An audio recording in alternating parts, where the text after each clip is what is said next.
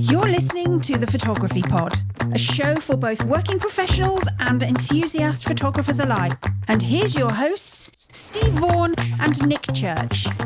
Hello again and welcome to The Photography Pod, a photography podcast for both working professionals and enthusiast photographers alike. My name again is Steve Vaughan and I'm here once more with my good mate, Nick Church. Nick, how you doing? Very well, Steve. How are you? Good. I think now the heating's working. I've been sitting here in a freezing cold house for the last 3 days. Something went wrong with our heating. I've had blankets and sweaters and coats and woolly socks, you name it, cuddled up to the radiator. So it's not been... That's an enchanting image. No, it's not, believe me. Thankfully, my wife's away. She's staying with my daughter and our grandson at the moment. So otherwise, she'd have been really unhappy. But thankfully, it seems to be working now anyway. So all good. And what have you been up to, Steve, since the last record? I can't remember if we talked about this last time, but I've been up to Glasgow, actually. Did we mention that last time? I don't think we did. No, we didn't. No, so I went up to Glasgow really on a social event, really. So I went up to see some friends. So many years ago, I was a research scientist, and the guys I work with, we've kind of kept in contact ever since. And one of them, who lives in Glasgow, it was his 60th birthday. So it was an excuse to get together and drink way too much beer, really, and walk around. And then on the day after, I met up with Murray McMillan and Lauren Scott, who are both subscribers to the show and both great wedding photographers in their own right up in Glasgow. And we had a bit of a walk around and we ended up in the biggest Celtic supporters bar the night of the game they were playing Young Boys. So I felt very English in this bar. But to be fair, it was a really good crack. Everybody was super friendly, a really good vibe in there. And you could have done one of your famous accents. You put one of your accents I can't do a Scottish accent now. So that could have ended in trouble. Well, they were playing my team the week after Aston Villa, so they were asking me where to go and where to stay and all that kind of stuff. So right. It was all good fun. And then I had a bit of time the day after just to hang around and I had a good walk around. And have you been to Glasgow? Do you know Glasgow? I've been a couple of times, yeah, a little bit, yeah. No, beautiful, I really like it. It's great. There's a place they call the Necropolis where all the rich merchants of Glasgow from the sort of Victorian times all got buried. It's on top of a hill and there's all these Gothic-looking statues and things. And it's in all the Batman movies and all that. So if ever you go, it's worth a walk around. It's fascinating. It always gets a bit of a bad rap as Edinburgh's sort of less attractive cousin, doesn't it? And it's a really beautiful city. It is, yeah, very different. I really loved it. Yeah, all good. How about you? Anyway, what have you been up to? I've been getting stuck into the Nick Church Creative Academy, which is a new online training platform that I'm launching. Well, it came from we've talked about before on this pod that I love doing the training as well as the actual sort of photography. And that balance of the two is very good for my mental health and balance in my life. So and balance. Yeah. And plus it means you're actually talking to other people as well. So you're not just sitting on your own, absolutely. Like a prisoner. But that's been one-to-one traditionally, so one-to-one small group sessions. And the problem with one-to-one is that because my time's limited, it means, I am really confident of my approach to training. And it just means it's limited in how many clients can come, of course, and do that. Group sessions would be the obvious solution, but they're really hard to organize and I just don't have time to do that. So, and for people that are starting out in photography, I can do a one-to-one for them, but it just doesn't make sense. I've got to charge an amount that, because it's a whole day, they can't justify it, rightly so. It's more than their cameras, but so the idea is to get a bunch of all new content and get that online so it can be accessible by anybody. Right. Plus, I'm really keen on the idea of a community where people can interact, collaborate, and just network without the distractions of social media, which at the moment I'm just finding absolutely bewildering. The amount of, you're trying to navigate a group and it's just impossible. So so that's the plan, and it's growing really well. So I've got a platform identified that I'm going to use to deliver everything. And man, choosing a training platform to deliver these training courses, because I looked at doing it through Squarespace and I just don't think it's going to cut it for what I need. So there's lots of built-in, built software website development platforms built for training. So it's all the communities and stuff is all built in. So this is like what they call learning on demand, isn't it? Really, you sort of access on when you want it. Yeah, exactly. Yeah, and you can like it's built in with subscription and tiers and stuff that you can offer free and everything. So it's really good. But looking at a brand new platform, and I'm from a techie background, and I do a lot of my website Squarespace. So I'm used to website builders, but I was flummoxed. I was looking at this platform and I got so infuriated with it. I I just deleted my account and quit, rage quit like a child playing a game. I got so frustrated, and then calmed down and thought, right, hang on, let me just take another look at it. But then I couldn't get the domain I wanted because it thought that it was already allocated. So I was like, but that's all fixed now, so it's fine. So anyway, that's really exciting, and it's just having something new, and so I'm really, really excited about that. It's a great idea, mate. Looking forward to finding out more, and I'm sure listeners to the pod would like to know more. Yeah, if listeners want to find out more, they just head to nickchurchphotography.co.uk. There's a article which comes up on the top of the page like a banner. So if they click that, they'll go to an article which talks more about it, and they can sign up because there's going to be a free gift on if you sign up. So there's no commitment or anything. It would just keep people updated with news as sounds great as we approach launch. Anyway, right. So moving on to today's episode. This is actually the first of a mini set of interviews around the photography and video show. So we've got a few guests lined up that are speaking at the show, and including me. Yes. Thank you, Steve. I can't give you a 10. I'll give you a virtual tenner. And the photography show obviously is a really major point in most of our calendars. Last year, I was looking up, we had 30,000 visitors to the show for the 2024 show. And we're really pleased to have today Hazel and Ruth from the planning team. So we're going to just chat to them in a moment. And the next few episodes, so we'll have Hazel and Ruth today. And then we're going to go through in the subsequent episodes a few of the speakers that we're speaking at the event, talking about their talks and their background. So Hazel and Ruth, good afternoon. I was going to say good evening, but it's good afternoon because we're a bit earlier today. How are you both doing? Yeah, good, thank you. Yeah, that's as you can imagine, this time of year is quite busy, but all good. Well, this is the thing. I can't, as I'll come on to in a minute, I cannot imagine how you organise something like the photography show. And by the way, I am going to either say TPS for the photography show or the photography show in full. And in every case, I do mean the photography and video show. So I'm not slating or dissing our video colleagues. Do you mind talking a little bit about your individual roles? I know you both work for Future Publishing Limited, who organises the event, does a great job. But if you talk about where your responsibilities are. Yeah, sure. I'll start, I guess. I'm the event director, technically. So I look after the event as a whole. So I kind of sit in the middle of it and between operations, marketing and the commercial side. And I also program all the content for the show. So we have a big content program, as you know, so that keeps me very, very busy. Yeah. And we should say for the listeners only, that you're Ruth, by the way. I'm Ruth. Yeah. Sorry. Yeah, I'm Ruth. And Hazel. So that was Ruth Folkard, and we got Hazel Soper as well. So Hazel, what about you? So I am the marketing lead on the show. So I look after getting visitors to the show and the visitor experience and lovely things like that. This is my 10th year of working on the show. So there's definitely something about the industry that keeps us engaged and loving it. And do you go from one event like pretty much rolling straight into the next year? Is it you both sort of 100% allocated to the photography and video show as projects? Yes. Yeah, I mean, I think I probably spend about 85 to 90% of my workload on the photography and video show. So I do a few other bits as well, and I manage a small team of working on the kind of operations on some of Future's awards and conferences. But essentially, yeah, I'm doing this all the time.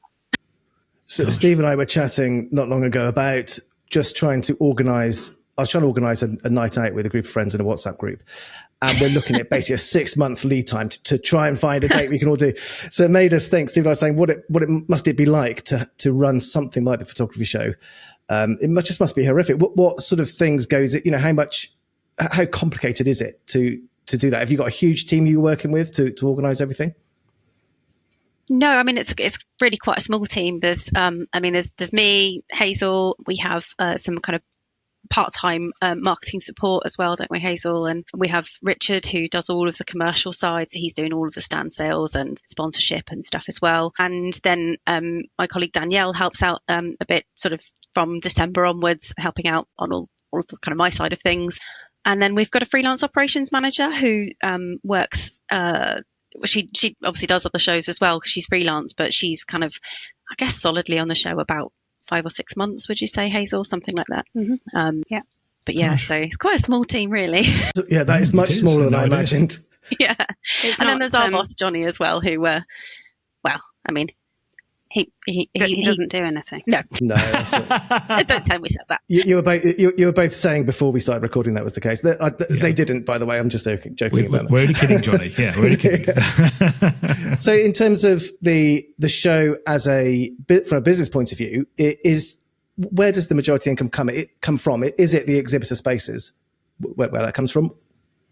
Yeah, the majority of it is exhibitor income, and then essentially the rest is visitor revenue. So we have, as well as obviously pros can get in free of charge, subject to some validation criteria, and then the rest are consumer tickets. But yeah, essentially we also try to keep prices as reasonable as we can. We know we want people to come and spend what they can on kit and stuff in the hall, really. Yeah. But yeah, so that's how it breaks down. I think it's reasonable. I think for the amount of content on offer that you don't pay extra for, I think is a great value ticket to go in.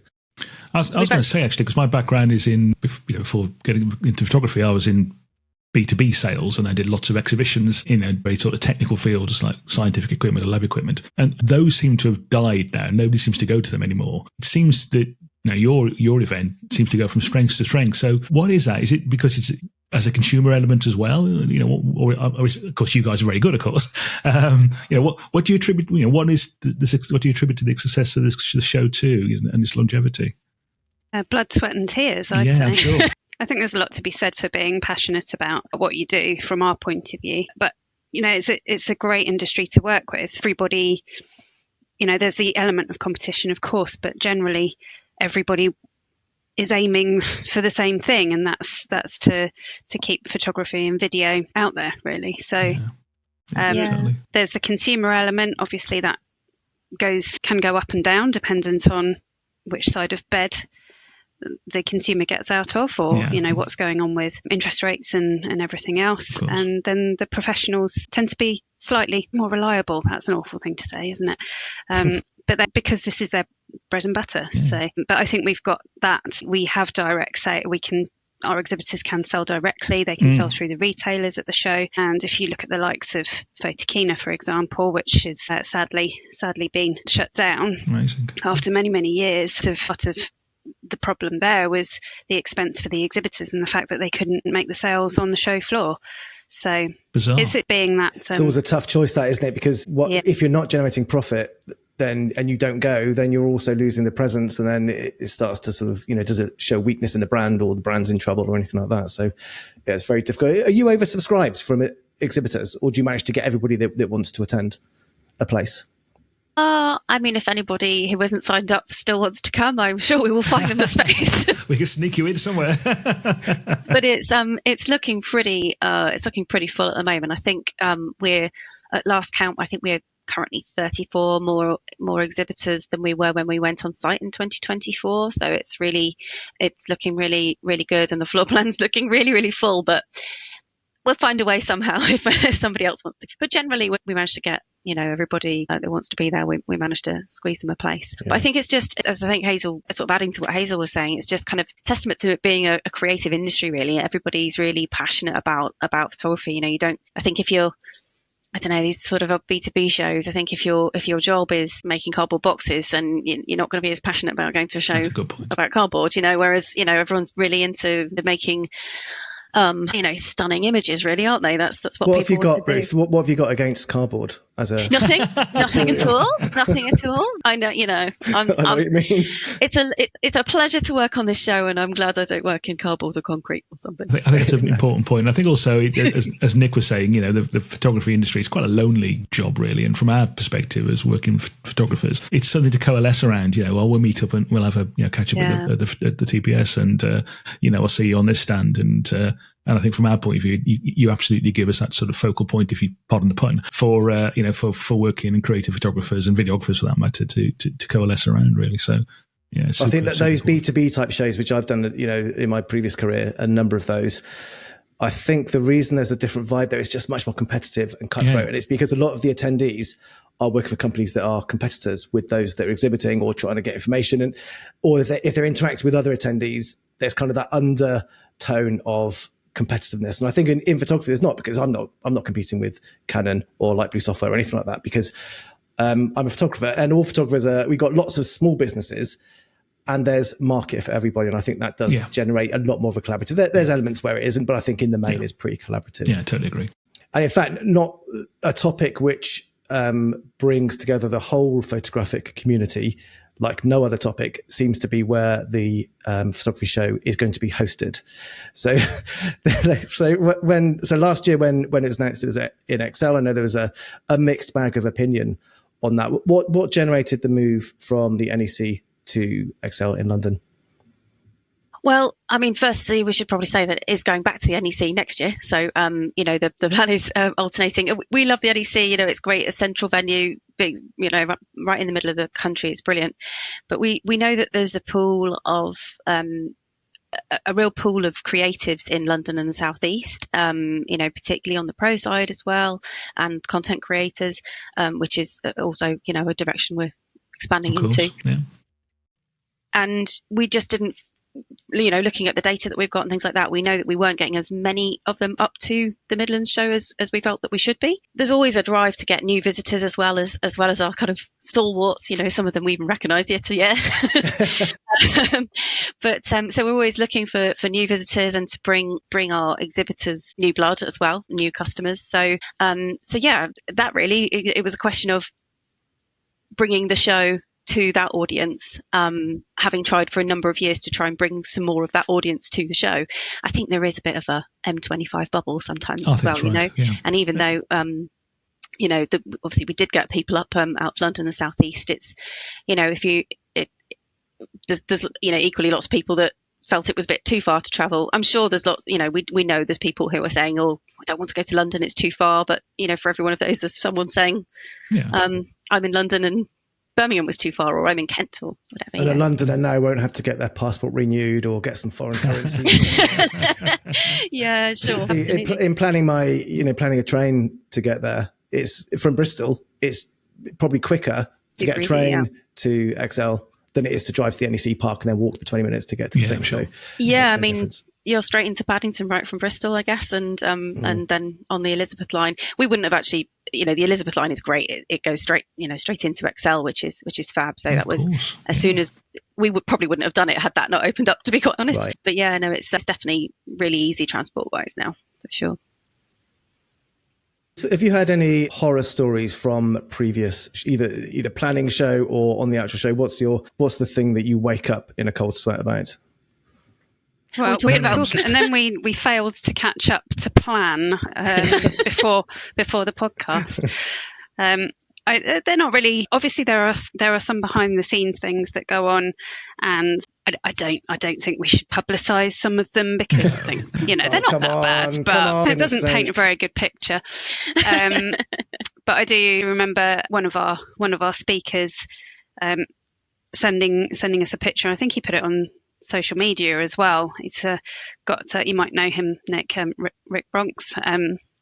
The analog section was called the Analog Spotlight at one point, and he'd managed to find an exact place in the NEC halls where a pillar blotted out the OG hand side. So we had an anal spot in our show. That was lovely. Quite a popular feature. You didn't have that on your brainstorming.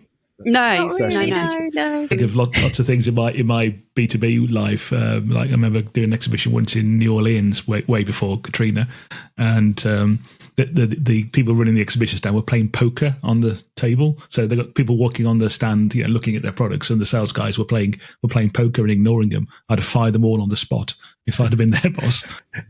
Well, I have to say, our commercial director Richards does.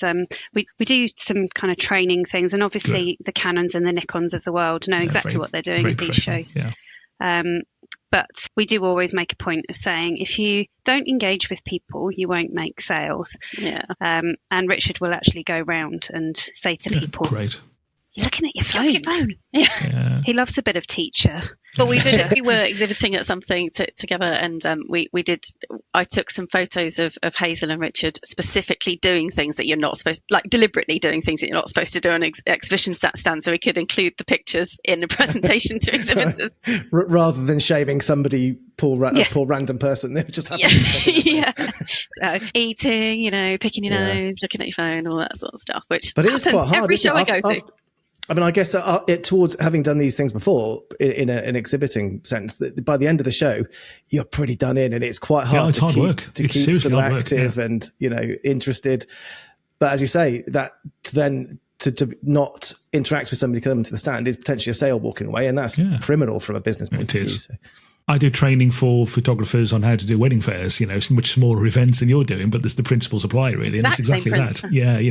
Don't spend there looking at your phone, eating your burger on the stand, looking bored and fed up because, that's your brand that you're destroying really in doing all those things. But as you say, you're working with big professional companies who completely understand this, of course, really. So, well, I mean, we work with the whole range. There's, there's one man bands and then there's, your Canons and Adobes of the world, so it's the whole sort of breadth really of the industry. So sometimes people need reminding. And it's certainly not necessarily the smaller companies that get it wrong either. All sorts. Definitely no names. Yeah.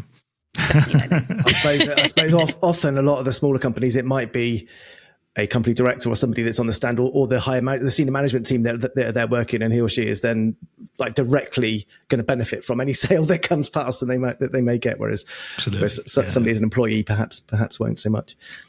I was flicking through Facebook today, as you do, and I noticed there's a photo that I put on there. 5 years ago, I was heading to Paris to run a training course in my other life. And it was just as COVID was starting to come in. And I remember sort of not trying to touch the doors and things and handles. And then that was the last time I went anywhere in like 18 months, like the rest of us really. So I know you guys, a lot of the exhibitors tried to do like virtual events at the time through COVID. And I guess they weren't super successful. But with the rise of things like AI and the technology moving on in the last 5 years, do you still see there'll always be the need for a physical face-to-face exhibition as opposed to something more virtual or more online? I think this is something that I feel particularly strongly about, and I think Ruth's bored of hearing this. I'm really intrigued by AI, not necessarily on photography, from a photography perspective, but just kind of generally overall. I really think that we're coming to a point where we either all become totally isolated, or isolate ourselves, or what I'm thinking or hoping will happen is that face-to-face will become absolutely vital, and therefore face-to-face events will become vital. We're actually seeing, we see, obviously you've seen that a lot of companies run kind of independent or single webinars, but the virtual events and exhibitions platforms have all but disappeared now, because people, in fairness, we did 2 virtual events during lockdown. Both were very steep learning curves. I'd say They were great for brand presence for the speakers and the exhibitors, but of course you can't get the products into the visitors' hands. Exactly. So it's really difficult you're basically doing an online sales job. Yeah. So virtual is not. It may come back if we, God forbid, have another lockdown of any sort, but face-to-face from our perspective is incredibly important, and the brands recognise that. Getting the visitors or potential visitors to recognise that is something we're really intent on doing. I think people do know that. Sorry, Ruth, go on. No, I was just going to say when you see the kind of quality of some of the deep fake stuff that goes around, you think maybe face-to-face events is going to be the only, exactly. the only sort of kind of solid touch point, and it's the only way you can guarantee that you're getting the expertise in the person that you're talking to. And I think the use of AI in things like, certainly in things like customer interaction, which you see a lot I've delved a lot in training platforms where you can create a whole training platform with AI, but what's the point of that? That means everybody is only going to create something as good as everybody else. And the whole point is that you're trying to make yourself better in some way or unique in some way. And we'll see what happens there. But I think the online stuff can work really well. I mean, there's 4 of us talking to each other now on this podcast, and we're all in 4 different corners of the UK. It's amazing technology, but people buy from people. And if I want to explore new camera brand or a new lens, and particularly the kind of costs that's involved. I want to pick one up, I want to hold it. And I also want to talk to the people that design these things, if possible, and who make these things and what's coming down the line. And you can only do that, I think, in face-to-face. Yeah, definitely. I think that's so important. And I think, like we were saying earlier as well, the kind of community aspect to events like this is, the getting together of people together. You can't, yes, we can all talk in a group like this, but it's no substitute for all being in the same place, is it? And experiencing something together as well, and just generally catching up. I don't know if you've ever tried to do a virtual drinks party, but it's a bit painful. Yeah. When lockdown started, my wife and I, because we worked together, we knew lots of other photographers, and we had this really cool thing called Zoom, nobody'd ever heard of. So we started this sort of virtual online pub, and for about 9 to 10 weeks, every Friday night, it was the online pub, and we had like 30, 40 people on one stage joining us, but it would have been far better to have them face-to-face in the pub, in a real pub.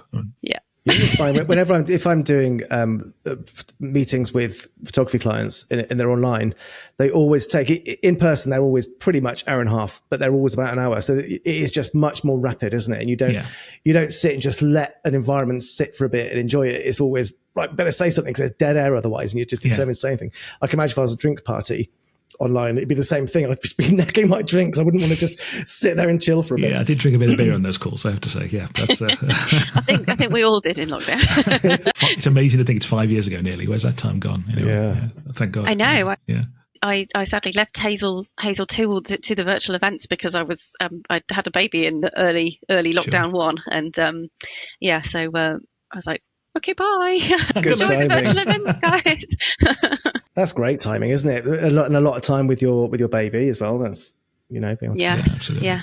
So can we just move on to this year's show? I should say it's the 8th to the 11th of March at Excel London. What can visitors see at the show? What stands out as something that you would recommend people check out? Do you want to go first, Hazel? No, I shall let you go first. Okay, fine. Well, okay, I'll talk about all the marvellous content first. Yeah, I mean, we've got, essentially this year we decided to make everything, bar a few photo walks, I will say, everything accessible on the show floor within the same ticket price. So we don't have separate stages or masterclasses that you have to pay for. It's all included. So it's I don't know if you've been to many shows at Excel, but lovely big square box to walk around. But we've filled it with stages and theatres in the corners. So we've got really some of the favourites that we like to bring back. So Behind the Lens is a really good one. We've got loads of lovely live demos on Photo Live as usual. We're bringing back the creator stage and our creator playground under kind of what we call CreatorCon umbrella. So the creator playground is sort of very kind of experiential thing. You can go in and create loads of fun content. What a new stage we've got is Fundamentals, which Nick, I think, is where you're doing your talks. Mm-hmm. So that is covering lots of the. We've got kind of beginner content on there from very, very beginner. I've just picked up a camera kind of content to the sort of turning pro and pro content, sort of businessy content. That's what I'd kind of class your stuff as, Nick. And so we're really excited to see that. What else have we got? Analog, not analog spotlight this time. But we've got with no visible obstructions. Yeah. But there's loads of lovely analog content on stage and some really cool demos as well. So we've got a chap called Brendan Barry is coming to build some cardboard camera obscuras that you can literally walk inside. Cardboard again, yeah. Right. You can literally walk inside them and there'll be live demos and there'll be developing prints and everything on site. So I've probably missed loads of stuff, but shooting sets, there's all sorts of stuff going on. Are you seeing the analog side? Are you seeing growth in those areas over the last couple of years?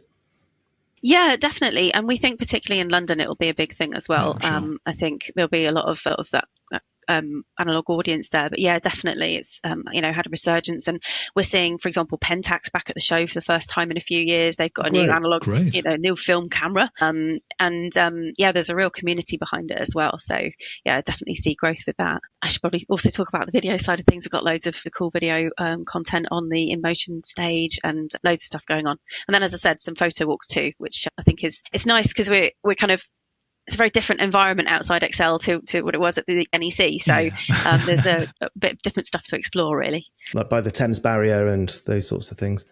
Yeah, there's and I think it's just kind of that semi-industrial vibe with the river there, and there's the big there's the footbridge, isn't there? And is it? How do people start to sign up for that ahead of the show, or do they just join it when they get there? We will be we're putting it out for sign up before the show. They're not live yet, but they will be shortly. Process. It's happening now. But hopefully there'll still be some spaces by the time the show comes around as well. So that's a really good idea. I'm a Midlander, but even I would struggle to promote the idea of a photo walk around the NEC. Really, I think you'd be struggling to find much to inspire. Really, it's been done. Yeah, not sure how. So and I guess that to on top of the content, there's of course all the brands that come and support the show. So all of the big favourites, Canon, Sony, Nikon, Fujifilm, Manfrotto and all of those, and lots more who I've probably missed. I'm going to get angry emails. No, I'm sure. Adobe coming back again with they're doing some really kind of creative content on their stage this time and bringing in some big hitters too. So that sounds great. Yeah, there's loads to look forward to. I can't wait. How do you do, Nick? I'm not having a dig at yourself here, but how do you choose people to give talks? Why Nick? I mean, Nick's great, but why Nick? How did you find people? Why? I don't mean why Nick. No, but what's the process? I guess for people who, if Thanks anybody wanted to be giving talks, I didn't even see, by the way. Well, there's a process that we go through, and actually we were kind of quite oversubscribed this year in terms of people wanting to talk, and to my great shame, I probably haven't spoken to all of the ones that didn't get chosen yet. But yeah, we open a call for speakers in kind of August time usually. That's our kind of first step in the process, and so we tend to put that out to anybody that's requested to receive it or anybody that's spoken before. It also goes to all the exhibitors so they can put forward ambassador speakers as well, and then we see what comes in. We choose those that we think fit best and that we think will be really appealing, put them on the schedule, play around with them a bit, speak to the brands and see who they've got that they might, or who, which ambassador speakers they might not have thought of bringing, and that sort of thing. But we also do some research into some names that we want to bring in outside of what might be suggested. I don't feel like I've explained that very well. We do independent research, but we also have a lot of speakers contact us via the call speakers, essentially. And looking at the list of people you've got, there's some really well-known speakers there, people that are, I'll definitely be interested in going to speak to. I can only go on the last day, unfortunately, because of family commitments. But so, when are you talking, Nick? On the Monday and Tuesday. Oh, I can come and heckle you. Yeah, yes. Okay. Yeah, I'd expect nothing less. Start your tomatoes decomposing now, and then you can have a good run up. What's the future for the show? Where would you see the show being, say, in 10 years' time? That's a really good question. I feel like given the last 10 years, things have changed very, very quickly. Sure. At times. We've branched out into the video area. We've got the opportunity to go a bit further in that and in content creation. But while photography is kind of our traditional and really at the heart of what we do, other elements come and go, don't they? So I'd say politicians' responses, we'll have to see. I'll tell you one thing I've noticed in the last few years since I first visited, I think back in 2015 or something, I've noticed a real improvement in the diversity of just walking around the show. So the demographic is definitely widening. Now, is that something that's been an intentional improvement from your side? Yeah, very much so. I mean, as you say, it's the demographic has definitely widened, both I think on the visitor front, but also on the speaker front. Really is kind of key. We've really made an effort to ensure we're being more balanced in terms of the speakers on the programs. So I think last year we were very high 40s, I think 49% female speakers on the program. Yeah, I noticed that last year as well. Really good. Yeah, we should be similar this year. It might vary within a couple of percent, but it's it's important to us to be representing as many as broad a demographic as possible, and definitely we're seeing more, shall I say, non-white middle-aged males speaking to white middle-aged males. I should have preempted the photographer, I think, isn't it? Yeah. I did think about prefacing that question with coming from a white middle-aged man, but there's definitely fewer than the first year I went. There's just fewer. That there's more diversity in the models, So it's not just, young women doing the modeling, and walking around the show has gone away from people like me, which is great. And there's younger people and people of other ethnicities as well. And I think that's just great to see, because it's super important. Yeah. I think otherwise what happens is if anyone does go, they're not going to come back because they see that a very narrow demographic. And so it's really moving in the right way. I think it's brilliant. That's it. Yeah. We've pursued a number of partnerships, with various sort of communities and groups and things as well. So we work a lot with She Clicks and with, we've worked with UKBF TOG and lots of different organisations like that. But we also put in some model guidance for our exhibitors and just kind of brought it back to their attention as well. Because sometimes people just don't think about it, And, the last thing we want to see at the show is just, scantily clad.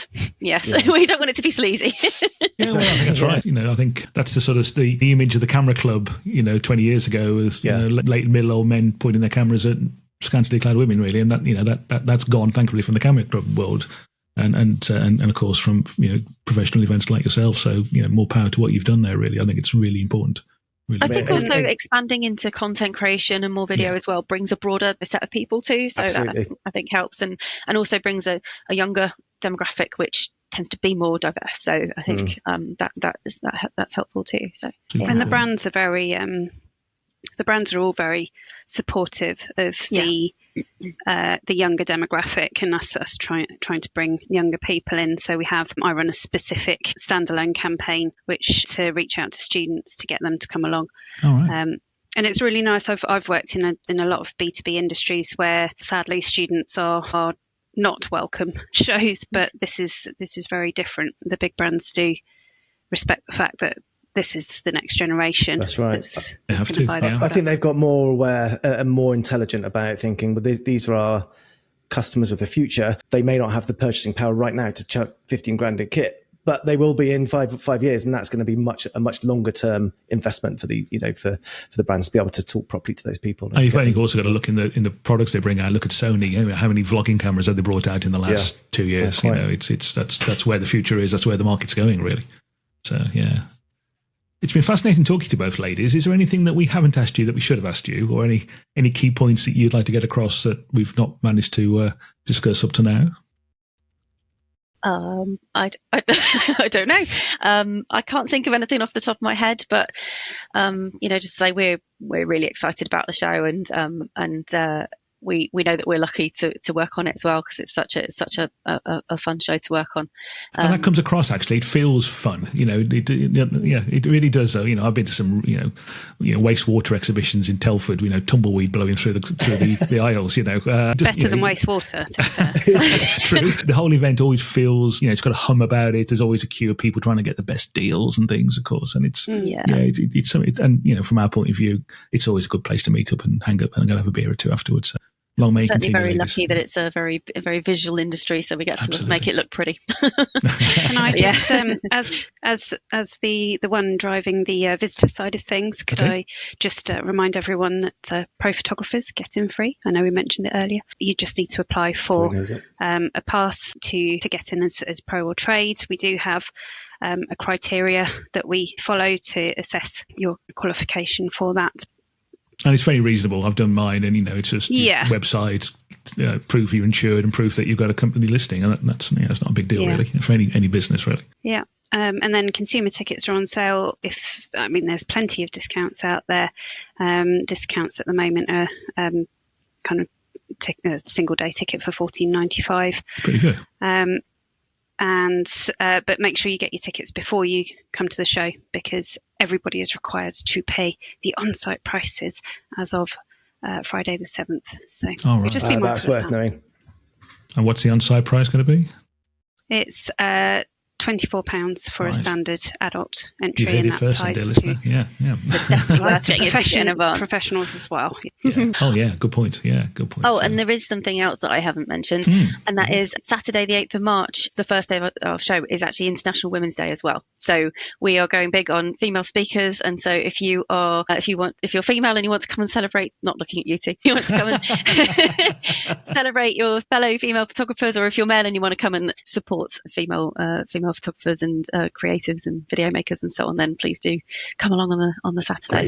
Great shout. That's a super important point, and we've actually recorded a special podcast particularly around that particular theme as well, but more on that nearer the time. So Hazel, Ruth, thank you ever so much for joining us today. It's been Thank fascinating finding out more about behind the scenes for the photography show.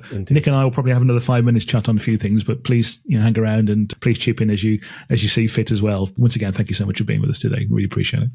Thank you guys. Thanks. Nick, we announced a competition in the Facebook group a couple of weeks ago, and it's probably about time we did something with it. We did, because it was a photo competition, which is, it's a new idea. I don't think anyone's done one before, but no, absolutely revolutionary.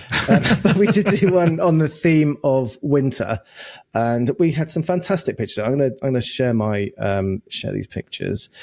If the technology works, but there's always something that goes wrong during this thing. I just tried it, and when you auto advance a slide deck, it seems that even though I put 1 second, it seems that it's 1 millisecond, because it's like a frantic thing. Can you I'm going to share it as it's not as a presentation? Can you just share it as a? I'm just going to manually flick through them. Okay. Let me check it's not my tax return again, because I don't have to do that twice.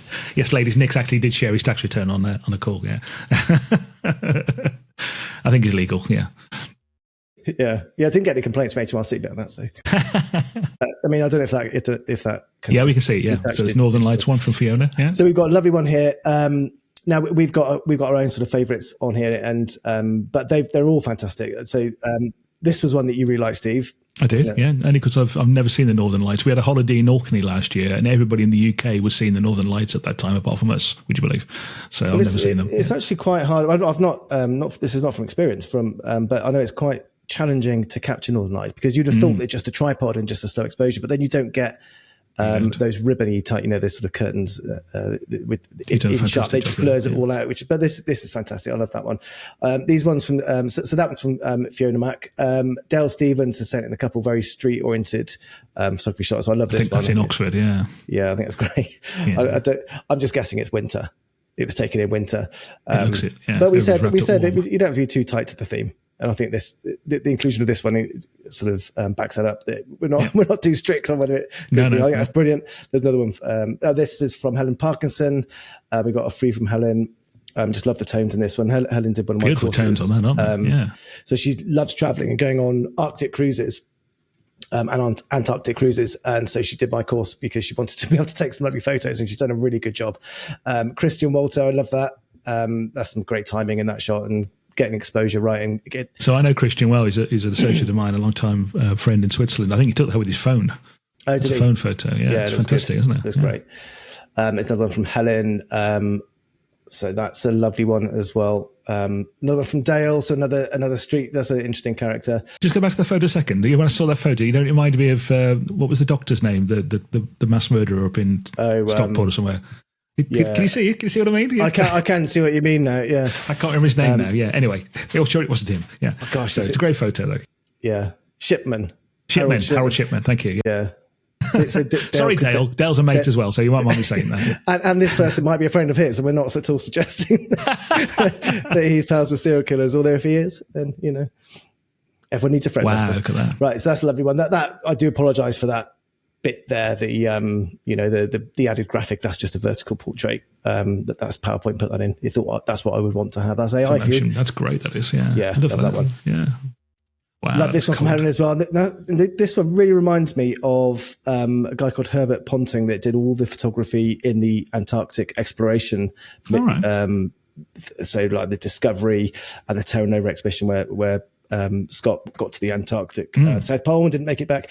But he had loads of very similarly framed photos. Now Helen's into the same genre of that sort of photography as I am, so I suspect that's the... I like that because is it something like 9/10 of the iceberg is under the water? Yeah.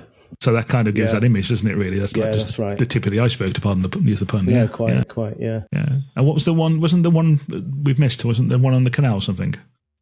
Oh, yes, that one. Can you see that? Can you see it now? Nope. I might just share again because, this is this is so unprofessional. We're never going to get a Netflix series. This, right? Anyway, it doesn't matter. I think there we go. Is that Sharon? That's Murray's as well. Yeah. That's Murray's. I think that's lovely. I really love the kind of, that sort of letterbox that you're kind of looking through. The great crop that is. Murray lives in a fantastic place called Gurrock, which is on the Clyde estuary, and his house is on a hill. And you go to his studio, and you look out the window, and he's got this fantastic view of the Clyde estuary every morning. Dead jealous. Yeah, I'm jealous of that. These are really nice. We got I wonder if Dennis thought that there was a limit to how many photos. He thought, I'm just going to cram 6 into one. I think these are really interesting. I really love, and I know you really like that one at the bottom as well. I do, because I like the sort of mix of the industrial side of things and the obvious winter image. So, Dennis, we will get on the podcast, I know, but Dennis is a great photographer in the States, but he's been working on a project for a long time now with a company that's been building windmills, like turbine windmills and things. So he's probably where he's took these, but no, they're great images. Well, tell him to get his skates on and finish that project, and then he can come on the pod, can't he? Yeah, look, this is a very talented young photographer from the Southwest. I don't like that one at all. No, it's terrible. Yeah. And this one I love as well. This was your favourite, I think, wasn't it, as well? I just like that because to me that's winter in a nutshell. Really, it's the dead trees. It's this foggy, misty look of the picture. It's an isolated bloke walking along the canal towpath, probably coming back from Sainsbury's or something like that. Really, and to me that just reminds me, because that's the kind of place I grew up. Where exactly that kind of environment. Yeah. So to me, that just reminds me of winter. So I don't know how are we going to judge? What's the process we're going to go through? We're going to pick 2. Okay. And we will put it in the Facebook group. So people listening, do join the Facebook group if you haven't already. We will put in there the 2 we selected, and they're going to get a treat from my corner of doom. Yeah, or cupboard. It's not a cupboard anymore. It's just in the corner, but it doesn't matter. That information wasn't important. Right. Okay. So that's our photo competition. So let's start. Yeah. So thank you for sending those in. We got a bunch of great photos there. We'll do another one. Do another one? Yeah. Yeah. We'll do another one. We'll have to think of a theme for next time. Again, we'll put that in the group and get people to send it in. Obviously, we're a bit tied now. We're going to have to do a spring at some point, and summer and autumn. Yeah. So, but we'll get one in before then. Yeah. Okay, brilliant. Thanks for sharing those, Nick. And so I don't think we've got any industry news, particularly apart from what we've obviously just had from Ruth and Hazel. So that's a whole show on industry news. Absolutely. Really. No, I think industry-wise, photography show round the corner is pretty much the most major thing we talk about. So I can't wait for that. And as Ruth mentioned, or is Hazel, can't remember, about the fact that International Women's Day is on the first day of the show. Do go along to that because it's just such an important thing. I know Steve and I feel really important about it, and we've got a couple of women that are presenting at the show coming up on next episodes, coming along soon as well. So yeah, thank you again for downloading this episode. We really appreciate that, and do look at the YouTube channel as well. The YouTube channel, if you search for Photography Pod, you'll start to see these episodes dripping into there. Nick's put a ton of work into those, dear listeners, so make sure you go and check them out. They're really good. Yeah, for goodness sake. Yeah, just share it. For we need the numbers up to make it more. But it's really good to have that as well. And of course, you can carry on listening to it. The pod page that we link to in the group with all of the episodes with more details in. So we'll put links to the show where you can get tickets, the photography show this is. So put that into the pod page. The YouTube videos are also in there as well. So you can either listen to it on the page or go and look at the YouTube channel. And if you do listen to us on Apple or Spotify, do give us a 5-star review, folks. It does help us in lots of mysterious ways. So Nick and I will be back in a couple of weeks' time with another show themed around the photography show. In the meantime, Ruth, Hazel, thank you once more for coming on the show. Lovely to meet you both. Hopefully we'll get a chance to meet you when we are actually at the show face-to-face as well. And of course, don't forget Nick's talking on the Tuesday there as well. See you in a couple of weeks' time, folks. Thanks for joining us.